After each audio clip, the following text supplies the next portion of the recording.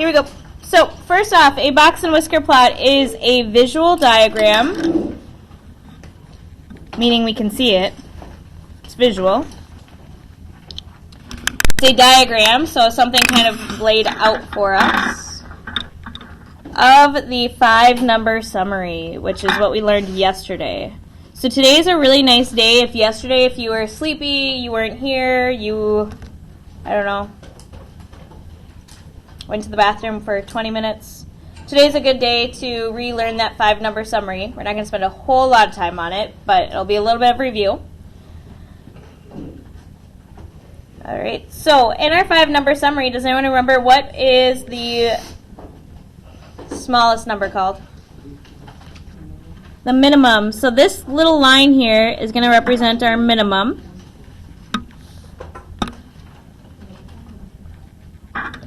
I'm going to use green today for minimum.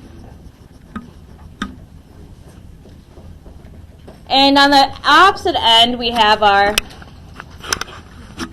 maximum, which is this line here. Wait, what you put on the end of the line? Or at the start? Minimum. Glad you filled it in. Yeah, that's what I did. All right, these guys coming out are called whiskers. It's kind of like a cat. You think of a cat having whiskers. They come from the face and they work their way out. So when we talk about these whiskers, that's what we're talking about, is like cat whiskers almost. Or if you think of like facial hair, sometimes people will call them whiskers when it's not quite a beard, but you're getting whiskers. So this is a whisker. Whisker is a weird word when you say it like 17 times. I can't grow. You can only grow whiskers.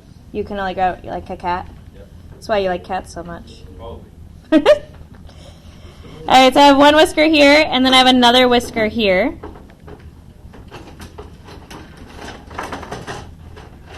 And in the middle here, this whole thing is called a box. Wow. Hence the name box and whisker plot.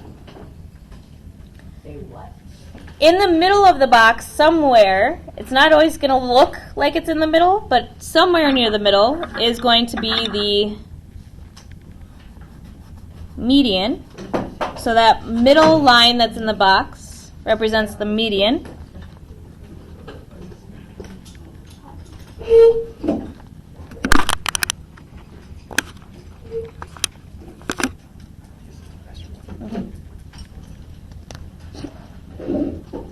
And then we have our two other parts of the box, and the box begins at our lower quartile. I'm going to use red for that one today. So we can do LQ for lower quartile. And then I'm using blue for my other end of the box, which is my upper quartile. I'm going to do UQ for that.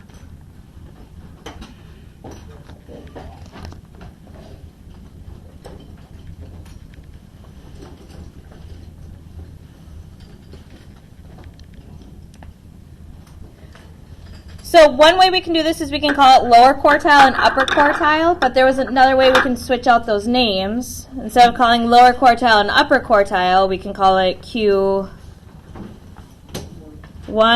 and Q3. Remember, Q2 is actually that median, so Q3 is the upper quartile. And we pair those together, so you would sound crazy if you went up to somebody and you talked about a lower quartile and quartile 3. One, they probably think you're crazy because they don't know what you're talking about. But if you were talking to like a mathematician about your box and whisker plot, and you said, well, this is the lower quartile, this is quartile 3, the person would know what you're talking about, but they would look at you like you're a little silly, like you're speaking a different language a little bit. You're kind of combining two things. So lower and upper would go together. So if you use the word lower quartile, that phrase, then you would use upper quartile. But if you use quartile 1, then you would also use quartile 3. Does that make sense? They kind of get paired together. You don't want to mix and match them. All right, last part here. Just kidding, not last part. We have so much. We just started notes. I don't know why I said last part. How much is each part of our 5-number summary? Good, 25%. So this whisker represents our bottom 25%.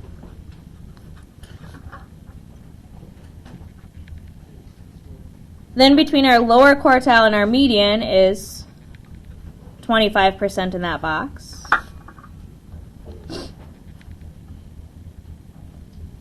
And then between our median and our upper quartile is another 25%. And then our last part from upper quartile to our maximum is 25%.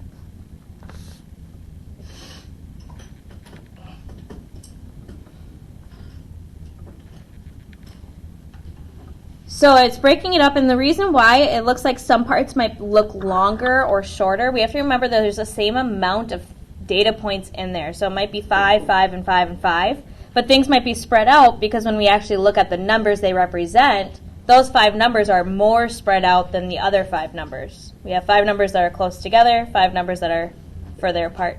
So down here, this is our number line.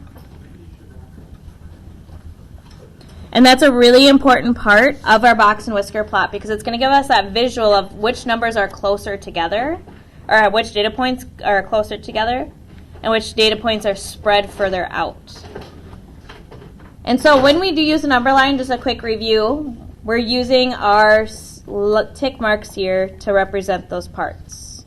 So we might start like at 1, and when we put that 1 there, we're measuring that tick mark. It goes right underneath that line. And then depending on what we're counting by, we would decide what the next number is. If we just count by 1s, what's my next number? 2. But remember, we're counting it right underneath that line. It's not the space in between, it's the tick mark that gets the number.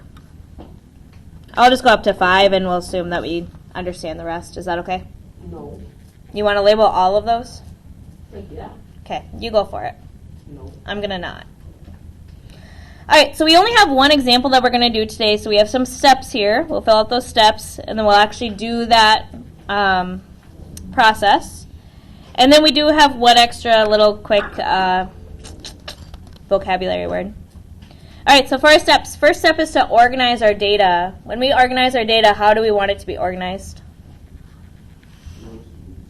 Good, least to greatest, or if it makes more sense to you, say lowest to highest or small to big. You can use whatever words there that make the most sense to you. If you want to do smallest to biggest, lowest to highest, least to greatest.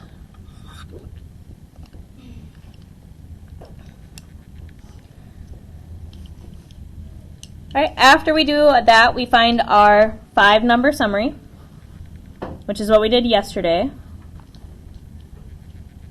If you were gone yesterday, that might be a little confusing today when we go through it, because we're going to go through it a little bit quicker. The next step is actually we're going to create a number line.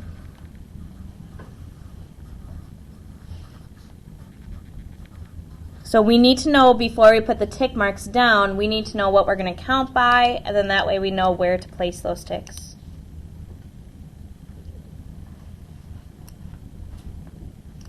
And then step 4 and 5 here, this is kind of just a preference thing. I like to make my box first. So what parts make up my box? Let me look back up at the lower quartile or quartile 1, our median, and quartile 3. Now with quartile 1 and quartile 3 versus lower and upper, if you're speaking to somebody who knows a lot about box and whisker plots, you would use Q1 and Q3. They know what that means. If you're talking to someone who maybe they're not familiar with it, you would use that lower quartile because they could maybe, I guess, that's the lower 25%. And then you'd use upper quartile to represent that Q3. But because we're all mathematicians in this class, we're going to use Q1 and Q3 more often. This kind of depends on your job. If your job is to communicate with other mathematicians, you would use Q1 and Q3. If your job is to communicate maybe with like a marketing team, your marketing team, you would maybe use lower quartile, upper quartile, because that's what would make most sense to them.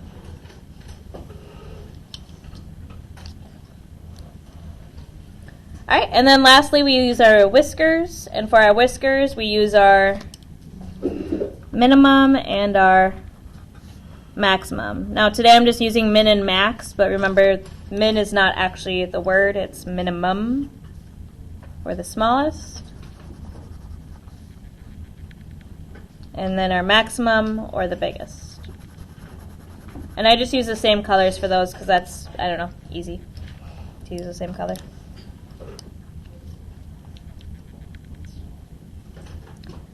How are we feeling?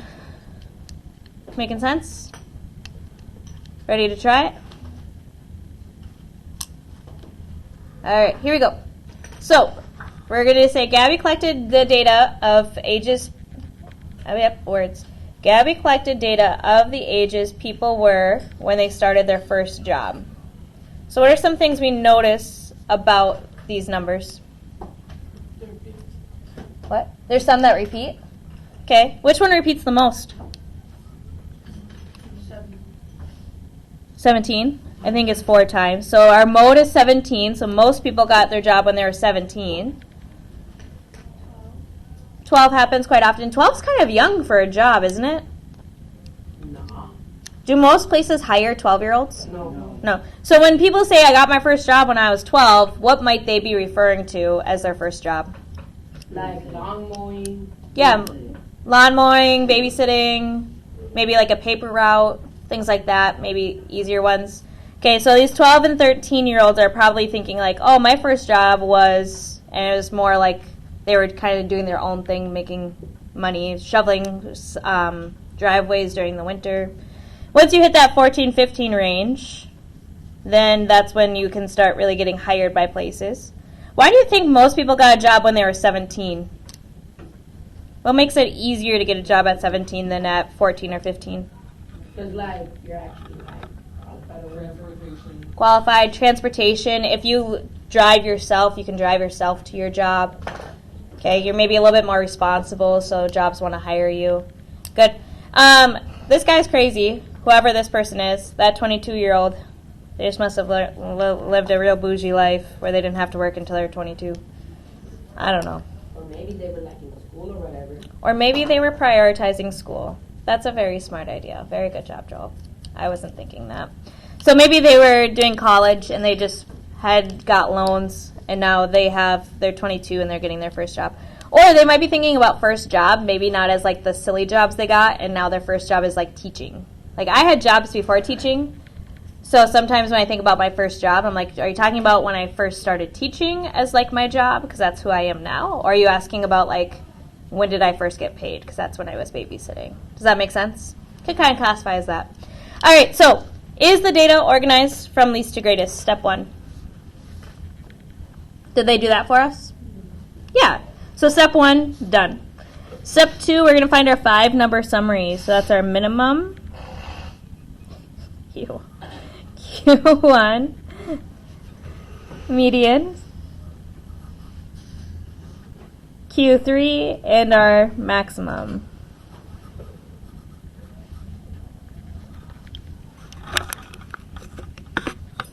So we still have to take time to go through and find that 5-number summary. Does anyone remember which numbers do we start by finding first? Good, our minimum and our maximum, because that's easy. So minimum is 12. What is that? That's my retainers. Oh, important. I would have thrown that away. All right, minimum. Our maximum is 22. So we're going from 12 to 22. All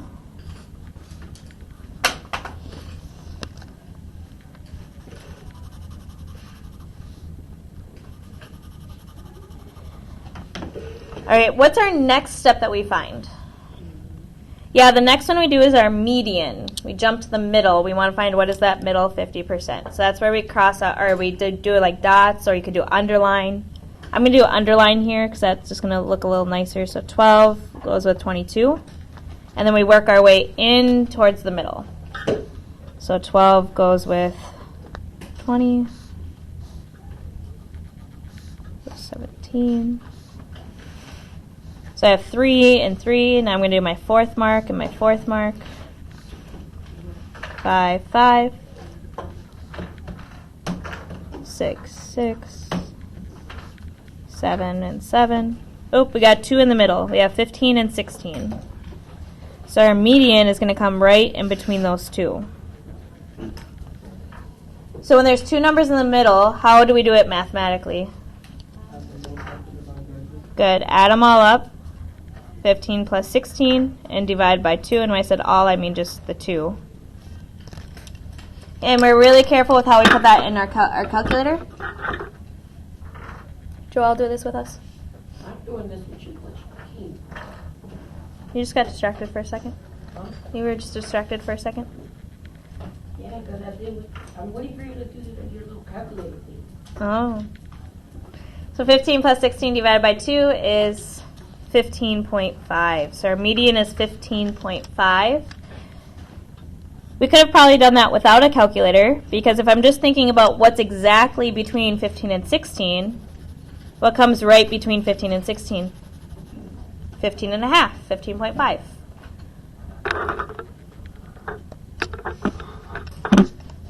All right, quartile 1. What that means is we're going to look now below the median.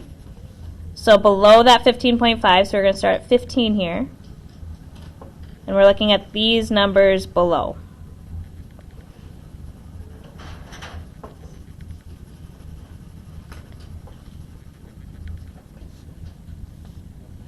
All right, and we're going to find what's the middle of that one. So we're going to just repeat that median process of doing the low and the high and the low and the high. But we're just going to start with the 12 and the 15. 15 is now our new maximum that we're looking at. So 12 and 15. If you did dots before, you can do dots again, maybe just in a different color, or you can count the 2 dots. So 12 and 15. 12 and 15. Oh, we got 2 again in the middle, 13 and 14. This time, let's just use our common sense. What's right between 13 and 14? 13.5.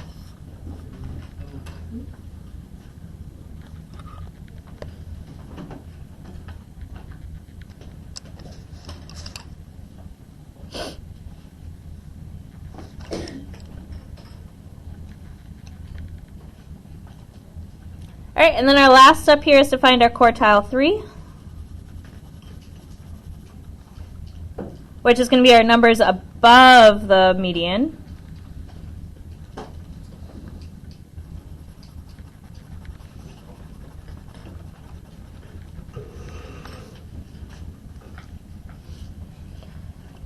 So we're going to start with 16, and that will match with 22, and then we're just finding the middle point of those.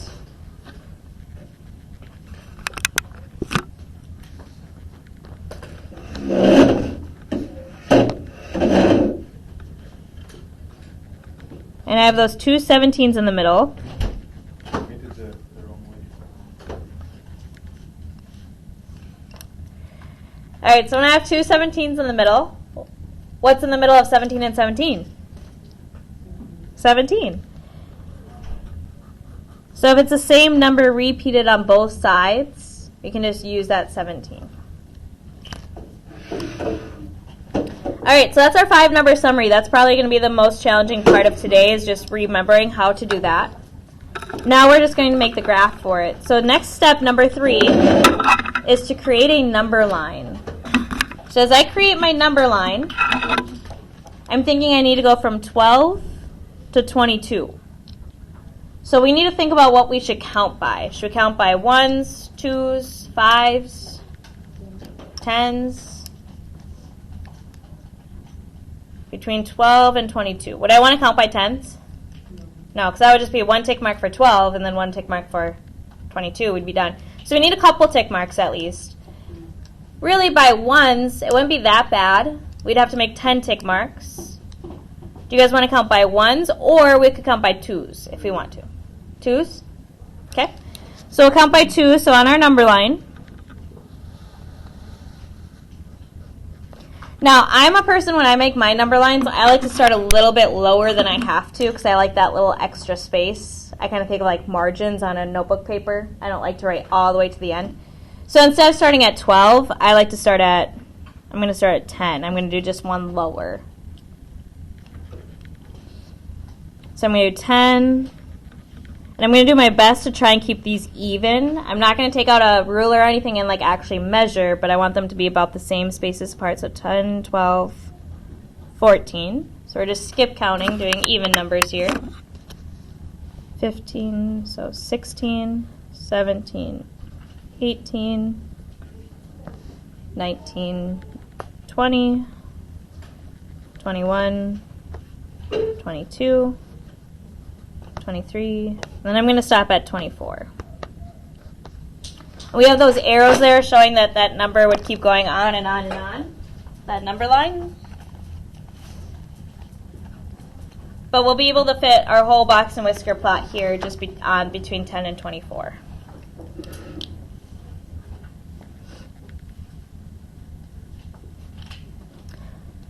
All right, so my next step, I like to do the box next. That helps me kind of figure out how to draw things in. So my box is made out of the Q1, median, and Q3. So I'm going to start with Q1. Q1 is 13.5. So 13 is right between 12 and 14. 13.5 would be a little bit closer to 14 though. And we're going to make it's kind of a big line, but it's going to be a little bit above the number line. So we don't do it right on the number line, we do it a little bit above.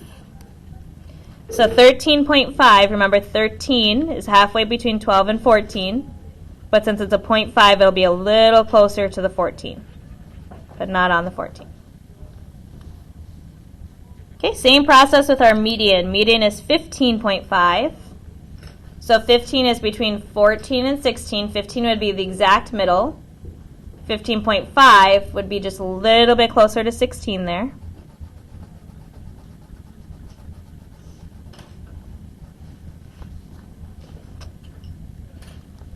And then our Q3 is right on 17. So 17 is right in the middle of 16 and 18.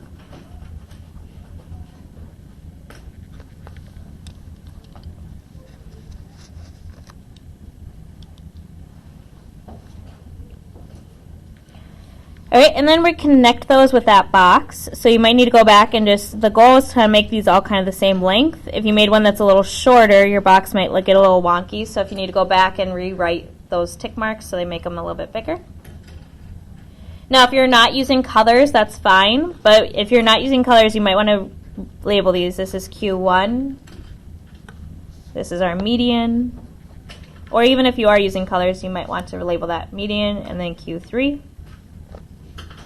Your choice. If it's getting too crowded, don't do it. It's your choice. All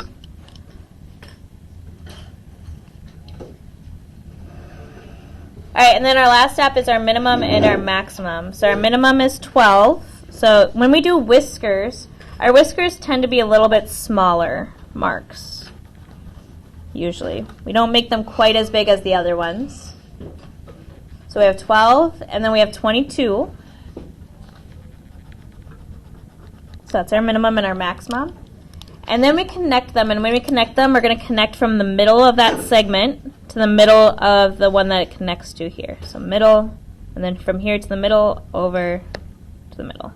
And ideally, it wouldn't be curved or anything. It'd be straight across, but I'm not perfect, so that's the way it goes.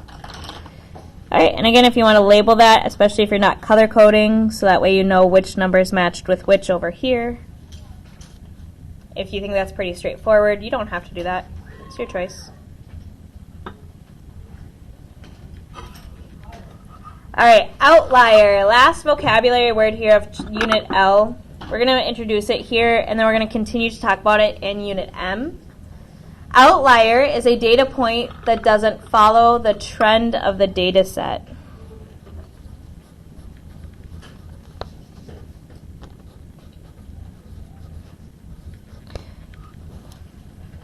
Doesn't follow the trend of the data set. And by trend, what we mean is kind of like what's the pattern. And maybe it's not a pattern. Pattern wasn't the right word. It's just like kind of what's happening with the data. If there's something that's really high or really low. All right, so if we look at this one, it says 5, 26, 12, 9, 7. Is there a number there or more than one number that doesn't really fit the rest of the data. That seems a little out of place. What did you say, Kevon? 5, 9, and 7? 26. What? Nah, you're crazy. All right, so, sorry, let me re-explain it. So when we think about outliers, we're thinking of something that's either way too high or way too small. So if we think about this one, I think about like birthday parties. If this was like an 8-year-old's birthday party or a 6-year-old's birthday party. Oh, I thought it was in relation to what we did. Oh, no, I understand. Yep, this is different. I got you. That makes sense. So if we think about this, if it's like an 8-year-old birthday party, if I have a 5-year-old, a 26-year-old, a 12-year-old, a 9-year-old, and a 7-year-old, which one is kind of like the weird one that was invited to the birthday party? Yeah, it's kind of weird that a 26-year-old is showing up to an 8-year-old's birthday party, right? Okay, maybe it's their aunt or their cool cousin. I don't know. But 26 would be our outlier. It's just way above. Our next highest number is 12. If you look at 5, 7, 9, and 12, they're all kind of close together. Between 5 and 12 is only 7. But between 12 and 26, that's like an extra 14 in between. It's a big jump. All right, if we look at our next data set, we have 2, 9, 4, and 7. Is there a number that's way smaller than most of them or way bigger than most of them? 2 and 9 are our minimum and maximum. Is 2 a lot smaller, though, than our next number? No, 2 and 4 are pretty close together. And is 9 pretty close to 7? Yeah. It really goes like 2 and then 3 and then 2. So in this case, even though that's our minimum and our maximum, they're still pretty close to our answer. So in this case, we're going to have no outliers. So it's okay for us to not have any outliers. It's okay to say, yep, everything was there, it looks right, it makes sense. Just sometimes we have a number that's way too big or way too small. And we have to think a little bit like, ooh, does that one really belong there? All right. That is it for our notes today. There is a quick check. It's not in Schoology yet. You're going to give me a second here. And then I did update grades last night. We updated